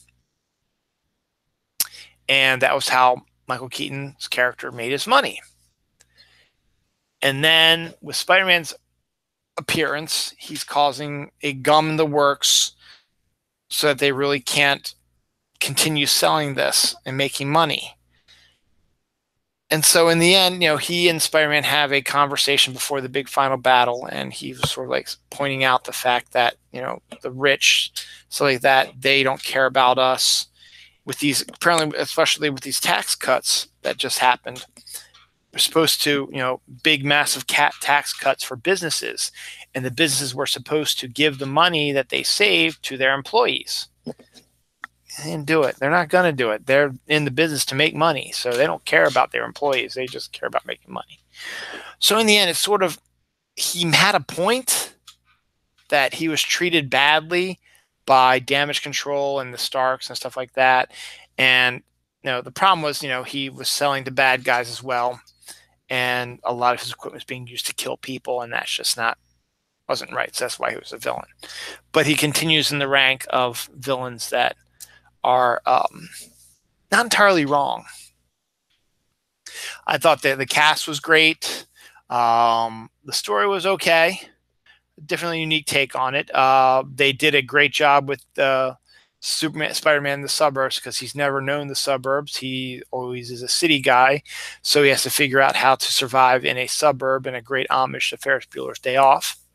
And in the end, it was a lot like a John Hughes comic book movie, and it was great. And that's the way it should be. It's a high school character, and all the stuff that goes on with that. He's a comedian when he's Spider-Man. He does that because he's nervous, but he can be really, really funny.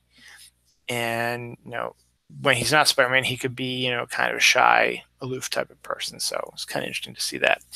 But all in all, pretty good. Tom Holland's a good Spider-Man, and we'll see what he can do in Infinity War. This past Wednesday was the 80th birthday of Superman. So happy birthday, Superman.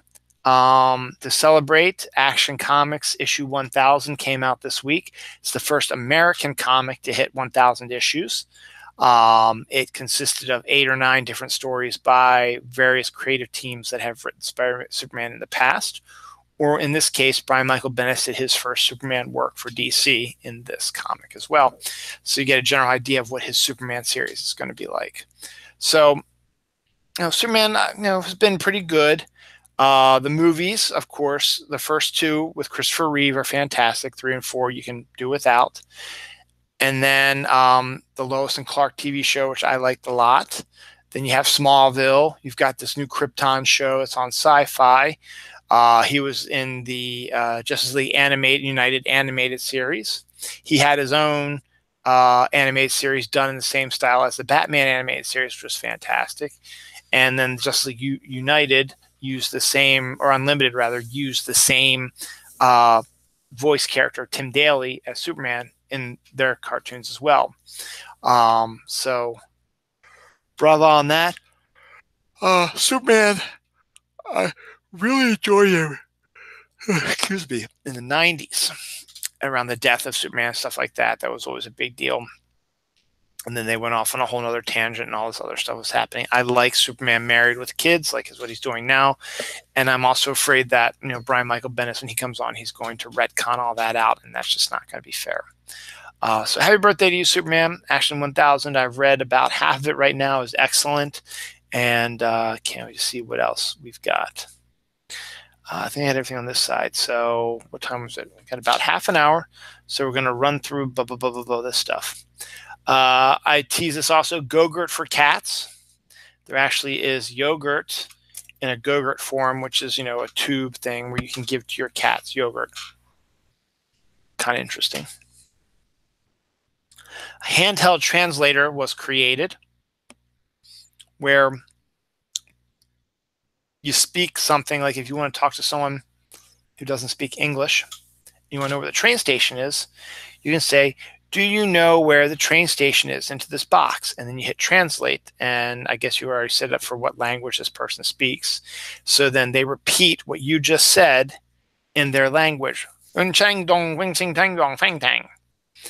they're like, oh, and then they go, and then it goes into the translator and then it comes out. The train station is down the road to the left. So you're translating it through this little device. I think it's kind of cool. It would definitely make people's jobs a lot easier who are going overseas, or just if you're on vacation, make it easier for you to get around and talk to people. So good on that. Massive semi-infinite trove of rare earth metals was found underwater, deep underwater, off the coast of Japan. I read the article. The metals that were found are the high-end ones on the periodic table, which are used for the making of technology for the most part. Now, for the longest time, Japan, though, is a huge creator of technology. Their export business hasn't been all that great. Because China has been kind of screwing them and trying to corner the market on some things. Well, there was a vote that happened, and now anybody can really get into it, and that's what Japan wants to do. So Japan was punished by China for trying to resist against their thingamajagger.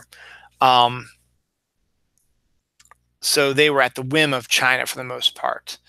Well, after a while, it was just, we don't need them anymore, and they turn around, they find this technological trove of semi-important rare earth metals, which they can use to make technology, which is now theirs because they discovered it's their property. So if anybody else wants it, you're going to have to work with them. So if China wanted some, they were going to have to give up a lot of stuff probably.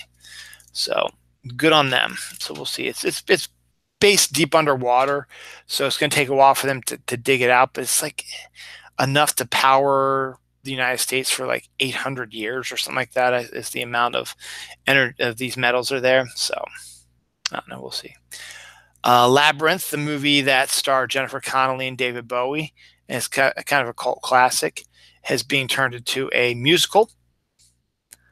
Much like a lot of other movies to musical type of things are going on. So that should be interesting. It's since it was David Bowie who was in it, are they going to make it like Mamma Mia? which is where they sing nothing but ABBA songs. Are they going to sing nothing but David Bowie songs? Because Labyrinth, really, I think there's only maybe one song in the whole movie because it's not really musical. Can they create a whole bunch of songs for this, or are they going to use Bowie's music, like as I said they did with Mamma Mia and The Bodyguard, and sell it that way? Only time will tell. Speaking of theater, Bette Midler is joining the cast of Broadway of Hello Dolly, which I think Bette did when she was younger, because Hello Dolly is ending its run on Broadway. A run that's been on there for a really long time, I think. And Bette Midler had something to do with it earlier on, and then her celebrity hit and she became harder to do stuff. Well, she's signed on to be in the final few weeks performances of Hello Dolly on Broadway to end its run. So it's kind of a good symmetry type of thing, which is good on that.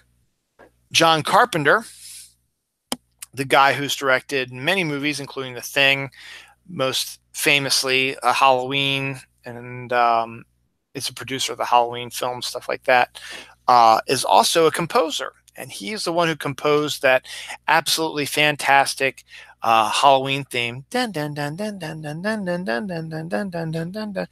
And he directed, wrote, and did the score for the original Halloween movie. Well, a new retcon, reboot, update, whatever of Halloween is coming out this October. Duh. Jamie Lee Curtis is back. She was in the first two Halloweens, and then Halloween H2O, she was in that as well. So she's going to be in this, and she was killed, I think, in the 9th Halloween movie, I think, which is dumb. I guess they're retconning all that back because she's in this new version of Halloween. John Carpenter has said he's actually going to do the music for this new Halloween one. He's not directing it, but he's going to be doing the music for the new Halloween movie. So you'll probably hear his iconic theme and maybe some new iconic themes coming from him. So that's pretty cool. I talked to you about other Superman shows like Smallville and Krypton and stuff like that. Well, one of the Smallville actress Allison Mack, after the show ended, she ended up getting involved in this sex cult of some kind and sort of became a leader. She's now been busted as being, she's wanted for stuff that went on in that sex cult thing. So that's kind of interesting, I guess. A whale shows up near the shore of Ocean City, Maryland. I just brought that up because it's interesting, because a whale is literally in the shallows of Ocean City, Maryland, where people like to swim around. And I guess it's trying to figure out what's going on with temperature and the water temperature. I don't know, because maybe there's something going on. He doesn't like it. But he was photographed hanging around the pier there. And I don't know if they actually ever, I'm sure they probably have had whales up there before.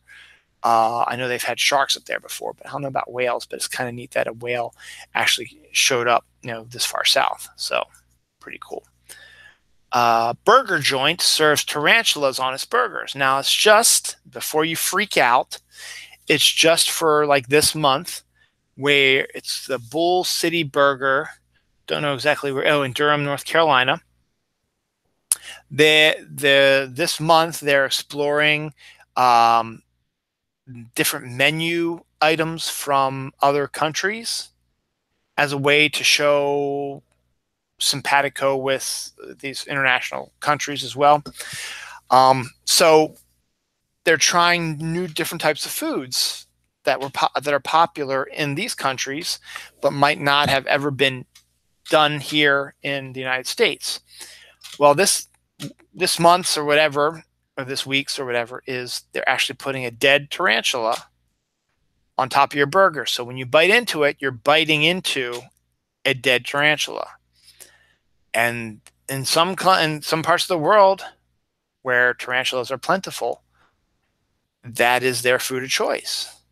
So you add that to a hamburger, and it's something different, and it's definitely an interesting take on stuff. Yeah. Barnes & Noble will be adding a kids graphic novel section to all their stores, which is great because my daughter loves graphic novels and my son's starting to get into that. Hilo's a good one. Creature Commanders, stuff like that. So we're going to get some ideas about that as well.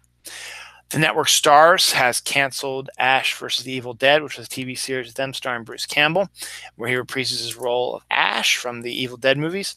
Now, the Evil Dead movies, I've seen both 1 and 2. I've never seen Army of Darkness. But one's a good film up till near the end, where it becomes a total gross out film. And then 2 is just kind of weird, but in a good way, I guess. But they decided, after a while, they wanted to do more stories with Ash, so they created a TV show. It ran 3 seasons, so you got your work done, and you got about 30 episodes out there, and that's pretty cool for something that might not be as popular as it used to be. But it's finally saying goodnight, so that was just canceled this week as well. Another black hole contains another universe, an equation predicted. So I guess, does that mean it's like an entrance to another dimension? Maybe black holes aren't going to crush you to death and kill you. It's actually sort of forming a tube to go through to another place, another time. It's possible, but when you get science and you get stuff like that, it very well easily could be true that every black hole contains another universe. We don't know for sure because no one's ever gone into a black hole, so we couldn't tell you what's going on about that.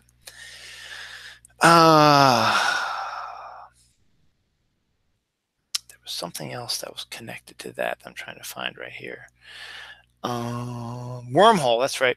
Wormholes are said to cast a weird shadow that can be picked up by telescopes. So if you're looking for a wormhole, which I guess is a little bit different than a black hole, a wormhole is a way to get across the universe a whole lot quicker.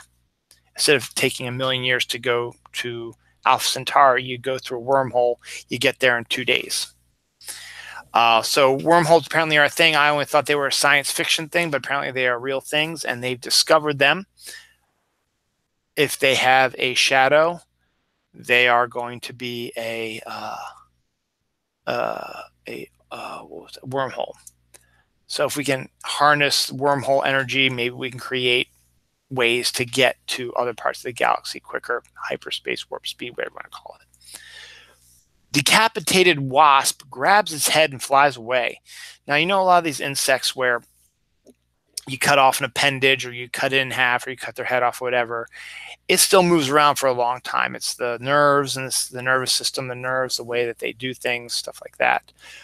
But the fact that a wasp that got decapitated by someone, the dead body that's still writhing around grabs a hold of its head and flies away. Kind of weird. Oh, well, I don't have much more to say about that. This just seems rather odd. China has reached the moon and snapped some really good high-res pics. They are presently the only country that's actually exploring regular space instead of just space around our round Earth. This guy is checking out what Mars' surface is like a little bit more closer, but not from the cockpit of the Apollo lander. This is 3 other people who are handling it. What the hell am I talking about? But the Chinese have reached the moon, and they've been taking pictures, and we've been posting them when I can. I've been posting them when I can. So good on China. Good on the fact that they're keeping exploration alive. That's pretty cool. Get ready to get grossed out. Peanut butter and mayonnaise sandwiches. Just no. Bad idea in general. It's disgusting. Keep it with the honey, the marshmallow fluff, or jelly. She liked jelly. I wanted to get into this a little bit. Get back to football. I'll have my viewer now, so they really can't complain about it. This week showed the release of the schedule for the NFL this season. So we're getting closer and closer to the NFL coming back. But until then, I was on my actual. Oh, whoa! Did Vern Troyer die? Oh yeah. Breaking news: Vern Troyer, actor known for roles in the Austin Power movies and in How the Grinch Stole Christmas live action edition, died. Vern Troyer is mostly known for Mini-Me, and he passed away. Wow. At 49. I guess when you are a little person, it's a little bit harder to live, I guess. Wow, Vern Troyer dead at 49. Wow, that's breaking news, baby. Only here on Dylan Knows. All right, so I'm going to go to my page. So as I said before, I saw about Vern Troyer. The NFL released their schedule for this year, so fall's coming quick. Everyone who's seen the show before knows how excited I am for fall and how great I love fall. So it's coming quick. So they've got the schedule set up. So now's the time to take a look at the schedule and say win, win, loss, loss, win, win, loss, loss, win. Okay, I predict they're going to be 10-6. They're going to make the playoffs. You're going to start seeing a lot of those chit chats. But here we go. Someone came up with right now there's two conferences in the NFL. There's the NFC and the AFC. Now the Ravens are in the AFC, and it consists of 16 teams. The NFC consists of 16 teams also, and the Washington Redskins are in that division. So these divisions have been set up forever. A lot of it's local proximity. Some of it is competition-wise, stuff like that. So there have always been postulations about how they need to realign the NFL conferences to better suit what's going on in the world of the NFL. Almost to a point that there have been some people who just said, just drop the NFC and AFC and just put the teams together that are in that area. Like, for example, in the Mid-Atlantic, you would have an AFC team in the Ravens in their division, a NFC team in the Eagles, an NFC team in the Redskins, and who would be the other one? I forget. Either the Giants or the Jets would be another one, I think. So because they're I almost fell over because they're local. So it's just an idea some people have been throwing out there and stuff like that. This one's kind of cool. This is one that someone just came up with. They split them into two conferences: the Man Conference and the Beast Conference. The Man Conference, the North Division, is the All-American division and consists of the Patriots, the Eagles, the Cowboys, and the Redskins, all American style type of things. Next up, we have the Industry Division, the Packers, the 49ers, the Steelers, and the Jets. Those are all kinds of industry things. Next up, we have the Battle Division, where you consist of the Buccaneers, Raiders, Vikings, and Texans. Then you have the Immortals Division, Saints, Titans, Giants, Chargers. And that's it for the Man Conference. The Beast Conference consists of the Wild West Division, the Bills, the Chiefs, the Broncos, the Colts, all horse type things. Surf and Turf Division, the Dolphins, the Bears, the Rams, and the Browns. The Jungle Division, the Jaguars, the Lions, the Panthers, the Bengals. And finally, the Air Attack Division, the Ravens, the Falcons, the Cardinals, and the Seahawks. That's kind of a neat idea. Is it going to happen? Hell no, it's not going to happen. But that's kind of a neat one to think about as well. There we go. Boom. Moving right along. I did that one because I just added it.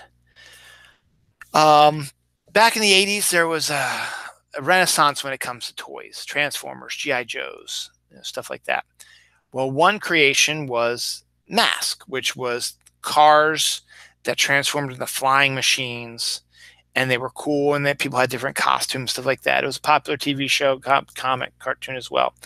Well, F. Gary Gray, the director of The Negotiator, and there's another movie he did one recently, like The Fast and Furious or something like that,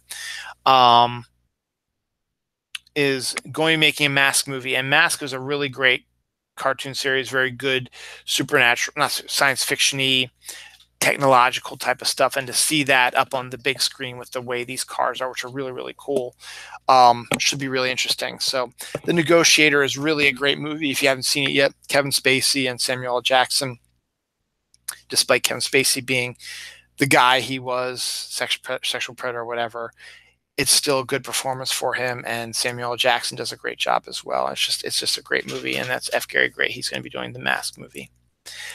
The ghostly knight on horseback was photographed at a castle. I didn't get a really good look at the picture, but that would be kind of intense if an actual ghost knight on a horse showed up as a ghost. I think that's kind of cool in a picture, because we've seen ghostly type of pictures before. There was one that came out a while back at a historic house where the door opened and you can see someone like an old style dress opening the door, but there was nobody in old style dress at that doorway, and they wouldn't have known about it unless the alarm went off, and nobody was in that vicinity. So they put up a closed circuit TV, and they caught the ghost opening the doors. That's kind of cool.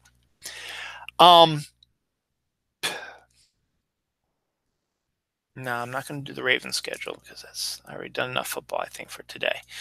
I'm not going to do this one either because that's just something you have to see for yourself.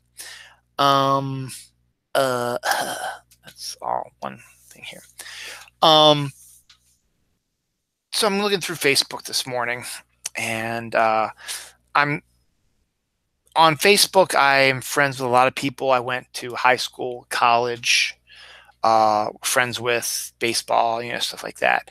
And my work friends from not only my previous jobs at Rainforest Cafe and Diamond, but also friends from Hanover where I work at now. Anyway, was reading something from one of my college friends. I mean, we weren't really close friends, good friends, but I knew this person. I could consider her a friend. That not a good one. We didn't hang out and do stuff like that, but whenever we saw each other, we'd say hi to each other. If we were in class together, we would maybe team up for assignments, stuff like that. Anyway, found out that she just had a baby like yesterday. Now, she had originally married her college boyfriend, who was a friend of mine also. They lasted for a while, but then something happened. They got divorced, and she got remarried. I don't want to get involved with that. I really don't know the situation because I've lost touch with them. I just follow them both on Facebook just to see what's going on with them, and then them breaking up and her getting remarried to someone else. And now she just had a baby with him, which is great. Her new husband. They have their own child. But she's the same age as I am. She's 45 years old, close to 45 years old. She might be a little older than I am. She might have been born before me or right around the same age. I don't know. But the 44, 45, 46 area. To have a kid that late is dangerous. I think she said something along the lines that there was a little bit of a danger. But it also could be a blessing, obviously, because it's a newborn life. But if it proves that if you didn't have children in the prime children age area of the late 20s and 30s, like we had ours in our 30s, once you get into 40, things get a little dicey when it comes to pregnancy just because your body's different, weaker, whatever. And then you're also older. So when your daughter or son, I think in this case they had a boy, when your son turns 20, 21 years old, you're in your 60s. You're like mid 60s, almost 70 years old, which isn't bad, I guess. But it's kind of dangerous to have kids that late in life. But I do understand in her case, she wanted to have kids with her new husband. I think she had kids with her old husband, but she wanted to have ones with her new husband, obviously. It could have been an accident. I'm not exactly sure. I don't want to delve too much, but they had a kid. And it got me thinking. I was like, you got to be careful about that kind of stuff. And then another article just popped up. An actress by the name of Rachel Weisz, who's 48 years old, announces she's pregnant with her husband, Daniel Craig's, James Bond, 50 years old kid. So they're going to have a kid when he's in his 50s and she's in her late 40s. Again, it's going to be a hard, difficult delivery and pregnancy, but If it succeeds and everybody comes out healthy, and more power to you. But it's very dangerous. And I just want everyone out there, if you're that age in the upper 40s, mid to upper 40s, and you're planning on having children, just remember it might not go very well, or it could just be dangerous for you, the mom. But the fact is, I'm glad that my college friend has a new baby and they're happy and everything's great. Scientists say people with anxiety could have superpowers. Now, you think at first when you hear that, it's like, oh, they're making fun of people with anxiety. No, not really. And I don't have anxiety, but I've been feeling anxiety going on this work project I've been working on lately. But what they mean by that is that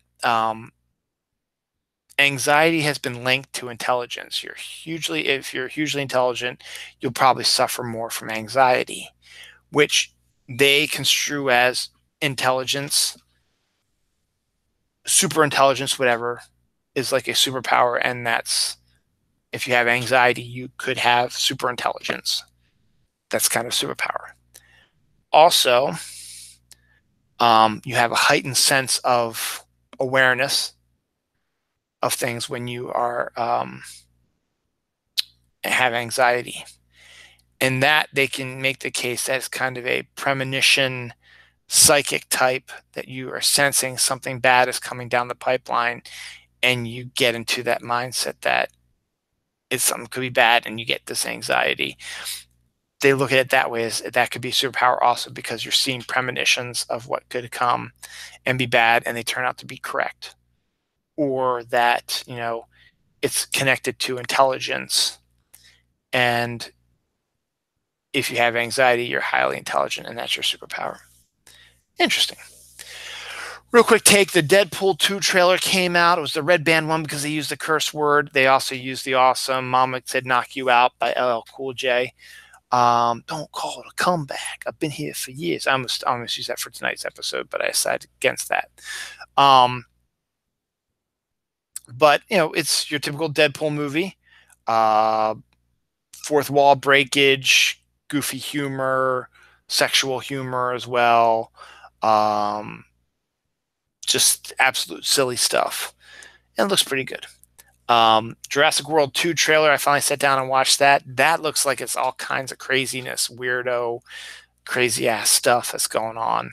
At the original trailer, like it's going to be a rescue mission for the dinosaurs, but then we find out more and more that it's actually a rescue mission to take them to another island to preserve them or continue their scientific experiments on them to create crossbreeds. So they have to stop these new crossbreeds, which could be more powerful than anything before. And there's just some really, really weird scenes in it, and we'll see what happens.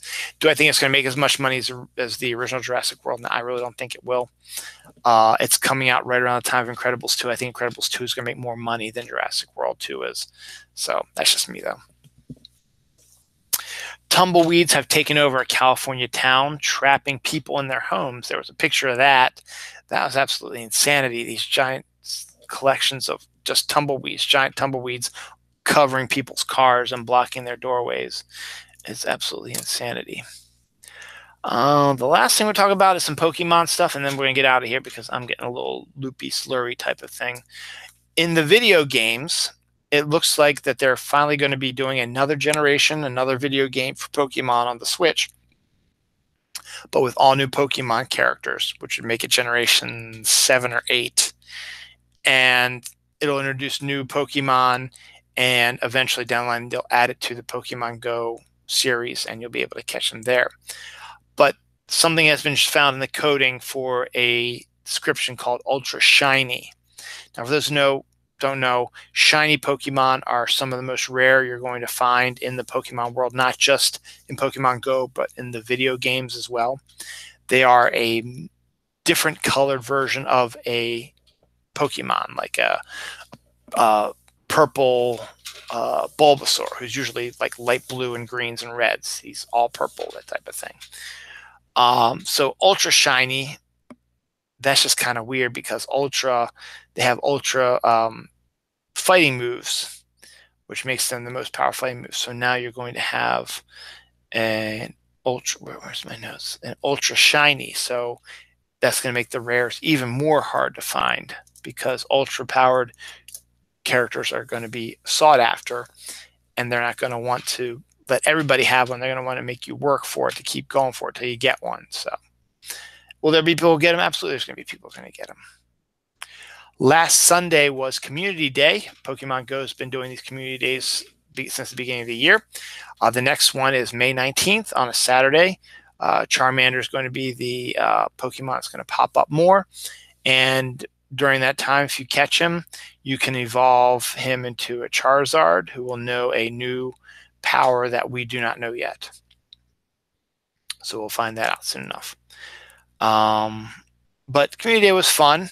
We've had bad weather in the last 3, and the first one we did was excellent weather, and the last 3 have just been awful weather. We tried to do a different location everywhere, so we were going to go to a park, but then it was rainy and dreary and cold that day, so we ended up going to a field or a farm or something, and they did a farmer field to try to cross it type of thing. So I'm just trying to slur my stuff now. But we ended up going to the mall because the weather was so bad last Sunday. So we went to Columbia Mall, which is a pretty big mall because it's close to where my sister-in-law Catherine lives, and she plays Pokemon Go with us. It was interesting. It was a cold, dreary day, and the Mareeps were the special Pokemon there that were spawning a lot, and they just, at the beginning, they were not spawning all that much, which was weird. But they started spawning a little bit more, and there's always a shiny with those. I only ended up getting 1 shiny, I think, 1 or 2. So I think I got 2 total. So I don't know. Wow, I am really tired. Real quick, 420 was yesterday. 420 is a celebration of marijuana and smoking of marijuana. And I made a video of it for when I worked back at the old warehouse for Hanover. We used to kick a friend of ours in the balls all the time, and we did one for 420 on 420 at 420. 420 basically is something that was created, I think, on the University of Colorado Boulder campus, where students would leave their classes at 420 and smoke a doobie marijuana cigarette, and it became a marijuana holiday. So I've been doing this project at work where I've been getting off at 3:30, and the kids like their after school care, so I'm going to drive around and I'll let them play and have fun, and then pick them up at their usual time around the 5:15 mark. And so on 420, which was yesterday, Friday, I pulled into the parking lot of a place on Main Street where we have a gym for Pokemon Go, and was going to take down the gym or play the raid battle, one or the other. And so I'm just sitting there. I think I was just going to take down the gym. I don't think it was a raid battle yet. I was going to take down the gym. So I sat there and had to fight all these characters in the gym to take it down and put it in my face. As I'm sitting there, I'm looking over my shoulder, and there are these shops in the back also not a lot of people go to. There are these 3 people, not more than 5 or 6 feet away from me, chit-chatting, talking loudly and smelling a little weird. And I looked at the clock. It was 4:20 on 4:20. And it looked like they were smoking doobies, marijuana. So that's my 4:20 story. And I'm really starting to slur my stuff because I'm tired, and I've just gone past my 2-hour mark. So it's going to be a little longer than 2 hours, but I think I covered everything I really, really wanted to. So I apologize for my slurriedness. Next week, it could be interesting. Since I missed Easter, I'm going to see if I can get MJ Khan to come back on, and we're going to talk Avengers Infinity War. If I can, we were having issues with our computers. I think I might have solved something here, and hopefully maybe he'll be able to hear me. Also, Jerry Fletcher and I should be doing our best songs of the 90s. So I'm going to keep in touch with both of them this week and try to figure out a time to get 2 episodes of Dylan Knows pumped out, because I missed one because of Easter. So I need to get caught up So I'm going to maybe try to do 2 episodes this weekend coming up. I'll also be doing an episode of the Comic Call to try to convince you to go to your local comic book store. And with Free Comic Book Day coming up, you should totally check it out when it comes up. I'm Dylan Lang, slurring my words because I'm getting ready to collapse and fall asleep like right now. So have a pleasant night, and I'll see you later. I can't remember what I said the last hour.